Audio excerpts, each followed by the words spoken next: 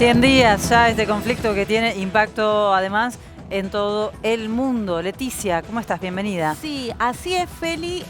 24 de febrero se inició y recordamos, si te parece, hacemos una breve cronología de lo que ya se cumplieron 100 días de guerra. Recordamos el 24 de febrero es la fecha en que en la madrugada tanto de Rusia como de Ucrania, Vladimir Putin anuncia una operación militar, ¿no? Sí, seguimos en la cronología que tiene que ver, después tenemos, bueno, en las primeras semanas en marzo, que se dan las negociaciones, ¿no? Se junta una delegación con delegación ucraniana y delegación rusa. Lo estamos viendo, 24 de febrero, como mencionaba. Cuando todavía había expectativa de que se solucionara el conflicto a través de la diplomacia. Íbamos contando, ¿no? Cómo avanzaban estas ruedas de negociaciones. El 2 de abril es la fecha clave, que es cuando se conoció la masacre de Bucha, donde vimos esas imágenes de cadáveres tirados en las calles. Y lo que pasó concretamente fue que Ucrania dijo, fue Rusia. Lo que dice Rusia es, no, nosotros ya nos habíamos retirado,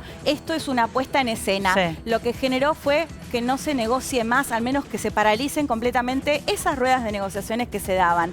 Y desde el 19 de abril, mediados de abril, que es la fecha en la que, si hablábamos que el ataque, lo que Putin denominaba operación militar, había sorprendido porque no era solo en el Donbass, porque si recordamos, él dice, lleva adelante esta operación militar para desnazificar y terminar con el genocidio en el este ucraniano. Había empezado a atacar a la capital, a Kiev, entre otras regiones. Bueno, a mediados de abril lo que vemos es que se enfoca justamente en esta región que, siempre lo recordamos, están las dos provincias separatistas.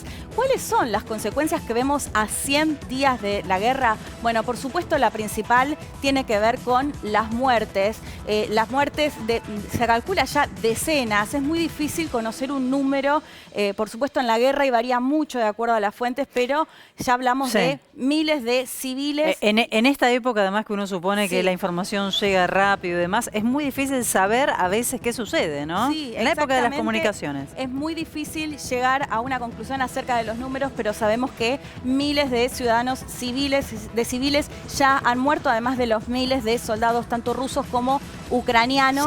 Así que, por supuesto, esta es la principal consecuencia de los 100 días de guerra. Pero también otras de las consecuencias tienen que ver con más de casi 5 millones de refugiados. ACNUR redujo el número, eran más de 6 millones, pero se calcula que al menos 1 millón y pico volvieron porque justamente los ataques se enfocaron en el este ucraniano.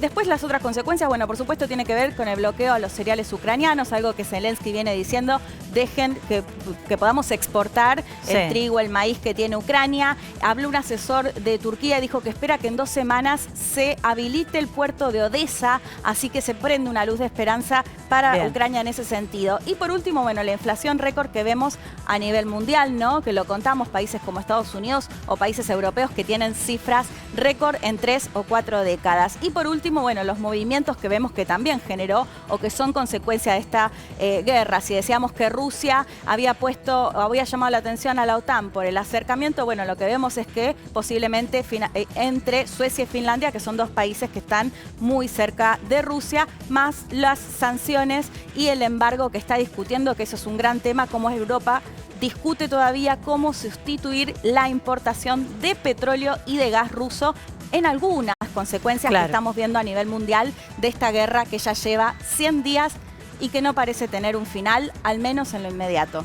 Gracias, Leti. Buen informe. Leticia Martínez con la información internacional.